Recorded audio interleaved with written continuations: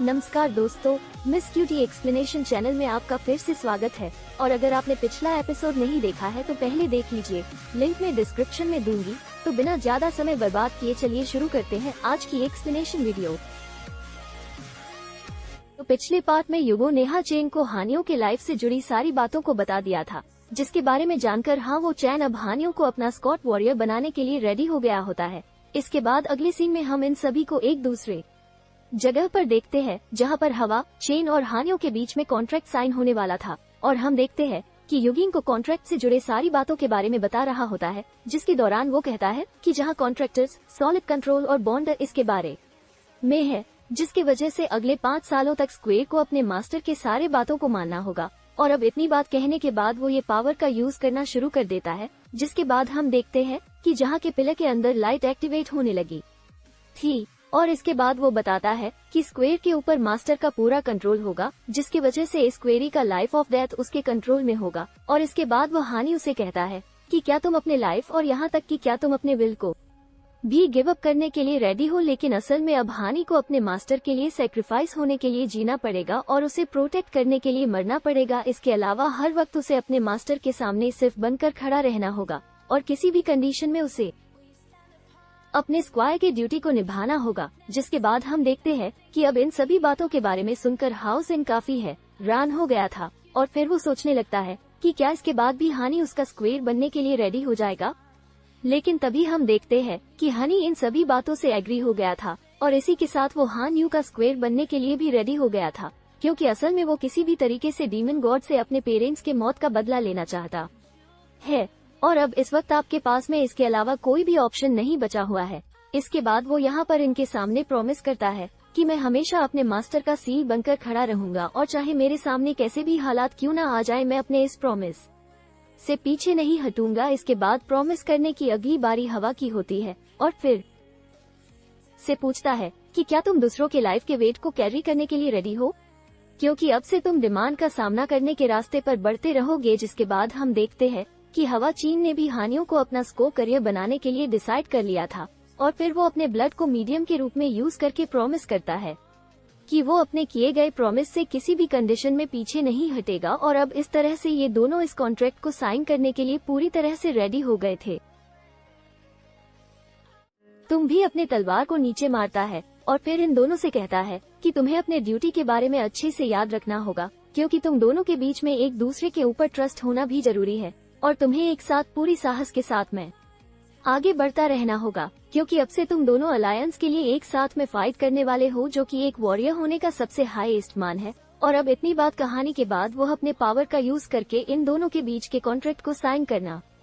शुरू कर देता है। जिसके बाद हम देखते हैं कि अब इन दोनों के बीच में कोई पावर जनरेट होने लगी थी और फिर वो दोनों एक साथ में प्रॉमिस करते हैं कि हम दोनों एक साथ में अपने यूनियन लाइफ के लिए लड़ेंगे और इसी के साथ वो दोनों इंसानियत को बचाने के लिए भी फाइट करेंगे। और इस तरह से इन दोनों के बीच का ये कॉन्ट्रैक्ट साइन हो गया था, जिसके दौरान हम देखते हैं कि इन दोनों के हाथ के ऊपर एक मार्क क्रिएट हो गया था। और इसके अलावा अभी यहाँ पर कोई बहुत ही ताकतवर पावर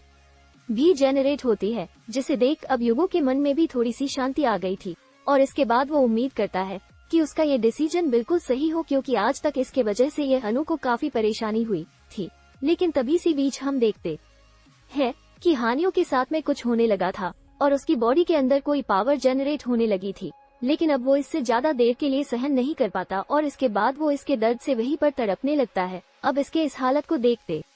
ही ये सभी काफी परेशान हो गए थे और इसके बाद वो उसकी मदद करने के लिए तुरंत उसके पास में आ जाते हैं। को ऐसे कंडीशन में देखे युग अपने पावर का यूज करने लगा था ताकि वो इसकी मदद से पता लगा सके कि आखिर उसके साथ में हो क्या रहा है। लेकिन तभी सी बीच हम देखते हैं कि ये हुआ भी यहीं पर था और उसे भी कुछ समझ में नहीं आ रहा था कि आखिर हानियों के साथ में क्या हो रहा है। अभी युगों को पता चलता है कि हनु के बॉडी की लाइट पावर बहुत ही तेजी से बढ़ने लगी है। और अब इसके बारे में सुनते ही वे चीन और ये हुआ भी काफी हैरान हो गए थे, क्योंकि इनको भी समझ में नहीं आ रहा था कि अचानक से आखिर ये सब कैसे होने लगा। और फिर से पूछने लगता है कि आखिर ये सब अचानक से कैसे होने लगा। लेकिन अभी युग भी इसके बारे में कुछ समझ पाता इसके पहले ही वहाँ पर बहुत सारी लाइट पावर जनरेट हो जाती है। और इसके बाद अगले सीन में हम देखिए हैं कि ये सब अब किसी दूसरी जगह पर टेलीपैक होकर आ गए थे, जहाँ पर हम देखते है कि हाँ, वचन और हानि दोनों एक साथ हवा में होते हैं, जबकि युगो और ये हुआ यहाँ के जमीन के ऊपर खड़े होते हैं। लेकिन अब यहाँ पर आकर ये हुआ भी काफी है रान हो गया था, और इसके बाद वो युगो से पूछने लगता है कि जा कैसी जगह है, तो कहता है कि अचानक से वहाँ पर बहुत सारी लाइट पावर एक्टिवेट हो गई थी, और इसके वजह से अब हम यहाँ पर टेलीपोर्ट होकर आ गए हैं, और इसीलिए अभी से भी समझ में नहीं आ रहा था कि आखिर ये लोग यहाँ पर क्यों आ गए। लेकिन तभी हम देखते हैं कि जहाँ के चारों तरफ के स्टोन पिलर भी में अपने आप एक्टिवेट होने लगते हैं, और इसके अलावा अब हानि और हवा चैन के बॉडी में भी कोई पावर जनरेट होने लगी थी। अब इसे देखे हुआ कहता है, ऐसा लगता है कि जहाँ पावर हवा चीन की बॉडी से आ रही है और उसी की लाइट पावर से यहाँ स्टोन पिलर एक्टिवेट हो रहे हैं। लेकिन तभी से बीच वो नोटिस करता है कि जा पावर 97 पर जाकर रुक गई थी, और इसीलिए वो समझ जाता है कि शायद ये चीज हाँ उज्जैन के इन 80 नरी स्पिरिचुअल पावर के 97 पॉइंट के बारे में बता रहा है। लेकिन अब इसके बारे में सुनकर युगो पूरी तरह से है रान हो गया था, और इसके बाद वो ये हुआ पूछता है कि हाँ वो चीन के इन स्पिरिचुअल पावर 97 पॉइंट है। अब इस बात की वजह से उसे भी समझ में आ गया था कि हाँ उज्जैन सन ऑफ लाइट है। लेकिन तभी सी वक्त यहाँ के सभी पिलर के अंदर से पावर एक्टिवेट हो जाती है, जिसके बाद अगले सीन में हम किसी मास्टर को देखते हैं और उसे पता चल गया था कि ब्लेसिंग लैंड एक्टिवेट हो गया है। इसलिए अब इसके बारे में पता लगाने के लिए वो अपने पावर का यूज करता है, जहाँ पर हम देखते हैं कि वो यहाँ पर बैठे बैठे ही हाउस इनके बारे में देख पा रहा था, और अब इस बात के वजह से वो काफी खुश होते हुए कहता है कि जहाँ तो वही है, क्योंकि लीजेंडरी लाइट सन कभी इस दुनिया में नहीं आया था, लेकिन फाइनली आज वो यहाँ पर आ गया है, और अब इस बात की वजह से वो काफी खुश हो रहा था। वही दूसरी तरफ हम देखते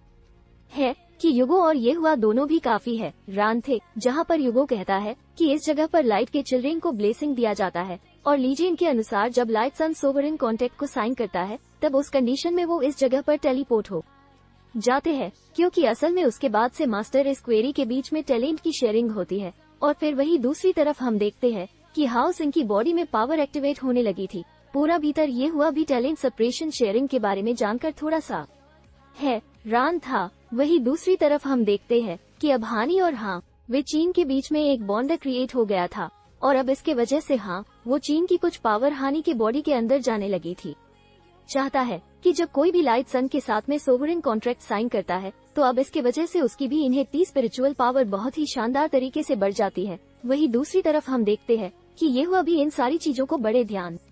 से देख रहा था, और तभी से बीच वो नोटिस करता है कि हानि की इन्हें ट्रेनर स्पिरिचुअल पावर 63 से डायरेक्टली 80 पॉइंट हो गई है, जो कि असल में काफी है रानी वाली बात थी, क्योंकि जहां talent divine seal night lady से भी आगे की है। इसी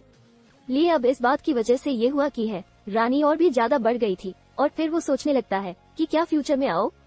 चीन के पास में डिवाइन सील वॉरियर्स कोर्ट होगा। वही अब युगो कहने लगता है कि डार्क केस में इंटर करने के 6000 साल के बाद आखिरकार लाइट्स ऑन अभी यहाँ पर आ गया है, और अब इस बात की वजह से बॉबी काफी खुश हो रहा था। इसके बाद वो कहने लगता है कि हवा है जो कि इंसानियत की किस्मत को बदलने वाला है। फिर हम देखते हैं कि कुछ समय के बाद इन दोनों के बीच की टैलेंट शेयरिंग कंप्लीट हो जाती है, और इसलिए अब यहाँ के पिलर के लाइट भी अपने आप ही बंद हो जाते हैं। लेकिन इसके बाद इस जगह में चारों तरफ एक पावर फैल जाती है, और हम देखते हैं कि यहाँ जगह असल में काफी शानदार नजर आ गई थी, जो कि यहाँ पर चारों तरफ हरियाली ही हरियाली होती है। वही दूसरी तरफ अब हो चैन और हानियों भी नीचे आ गए थे, जिनको देख के युगो को काफी खुशी हो रही थी। लेकिन तभी सी बीच हाँ न्यू भी अपने बड़े हुए स्पिरिचुअल पावर पॉइंट को नोटिस करता है, और इस बात की वजह से वह भी काफी खुश होने लगा था, क्योंकि फाइनली अब वो 9th रैंक के लिए प्रोमोट हो गया था, और इसके अलावा अब तो डायरेक्टली उसे से सामना करने का मौका मिलने वाला है। लेकिन अब इन सभी बातों के बारे में सोचकर उसे अपने पेरेंट्स के बारे में भी याद आने लगता है, क्योंकि फाइनली अब इस तरीके से वो अपने पेरेंट्स के मौत का बदला ले। इसके बाद हम देखते हैं कि वो इसके पीछे की वजह हो चीन के बारे में भी सोचने लगा था, और फिर वो कहने लगता है कि आखिरकार ये सब केवल हाओ चीन की वजह से हुआ है, जबकि वो अपने घमंड की वजह से इतने अच्छे अपॉर्चुनिटी को खोने वाला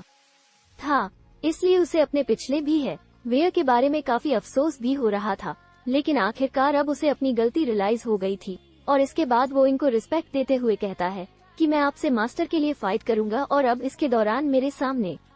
चाहे कोई भी कितनी बड़ी मुसीबत क्यों ना आ जाए, मैं अपने मास्टर का साथ देने से पीछे नहीं हटूंगा। अब इस तरह से ये दोनों एक साथ में मिलकर काम करने के लिए रेडी हो गए थे। लेकिन तभी अगले सीन में हम देखते हैं कि हवा चैन युगो से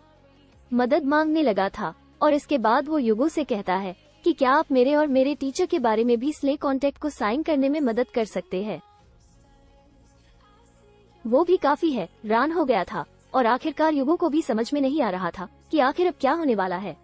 जिसके बाद खुद ये कर देता है कि उसकी इनर स्पिरिचुअल पावर केवल 9 पॉइंट है, जिसके बारे में सुनते ही युगो काफी हैरान हो गया था, क्योंकि असल में अभी तक इसके बारे में वो भी नहीं जानता था। इसके बाद वो हैरान होते हुए युवा से कहने लगता है कि अगर तुम्हारे पास में केवल 9 पॉइंट है तो फिर आखिर तुम किस तरीके से 5th रैंक तक कल्टीवेट करने में कामयाब हो गए हैं, क्योंकि जिस किसी के पास में भी 10 से ज्यादा इनेट एनर्जी स्पिरिचुअल और नहीं होती, वो कभी भी सेकंड लेवल को भी ब्रेक थ्रू करने में कामयाब नहीं हो पाता, जबकि तुम तो लेवल 5 तक आने में भी कामयाब हो गए हो। अब इन सभी बातों के बारे में जानकारी युग उसकी तारीफ करना शुरू कर देता है और फिर कहने लगता है कि अगर ऐसा है तो ये बात सच में कमाल की है, क्योंकि अगर तुम्हें पता हो तो पूरे होली डिमांड कॉन्टिनेंट में हर 10 में से कम 8 के पास में 10 से कम स्पिरिचुअल पावर होती है, जिसकी वजह से उनके पास में केवल कुछ लिमिट टैलेंट ही होते हैं, और इस तरह से वो अपने लाइफ में केवल एक मीडियोकर इंसान बनकर रह जाते हैं। लेकिन अगर किसी तरीके से वे सभी लोग भी तुम्हारे जैसे हो गए हैं तो अब इसका मतलब होगा कि हम ऐसे लोगों का एक पूरा लीग बनाएंगे। और इसके बाद वो खुश होते हुए ये हुआ से कहता है कि क्या तुम इस बात को समझ पा रहे हो, क्योंकि इसका मतलब है कि अगर वो ऐसा करने में कामयाब हो गया तब इसके पीछे बहुत ही कम समय में हजारों लोगों की एक आर्मी तैयार हो जाएगी। इसके बाद हम देखते हैं कि वो इन दोनों को खड़ा हो जाने के लिए कहता है, क्योंकि वो इनकी मदद करने के लिए रेडी हो गया था। और अब इन सभी बातों के बारे में जानकर ये हुआ भी इसके बारे में सोचने लगा था, लेकिन तो अभी युगो से कहता है कि अगर तुम इस बारे में चिंता ना करो तो मैं अपने लाइफ के एक्सपीरियंस को तुम्हें दे दूंगा, ताकि तुम इसका यूज करके मीडियोकर लोगों की भी मदद कर पाओगे और इस तरह से तुम उनके लाइफ में वैल्यू भी दे पाओगे। ओचिन काफी खुश हो गया था और इसके बाद वे दोनों इस बात के लिए इसे थैंक यू भी कहते हैं, जिसके बाद ही इनसे कहता है कि मैं तुम दोनों के लिए यहीं पर हूँ और अभी भी इसमें कुछ भी देरी नहीं हुई है। और इसके बाद एपिसोड यहीं पर हो जाता है। और अगर एक्सप्लेनेशन अच्छी लगी हो तो वीडियो को लाइक जरूर कर देना।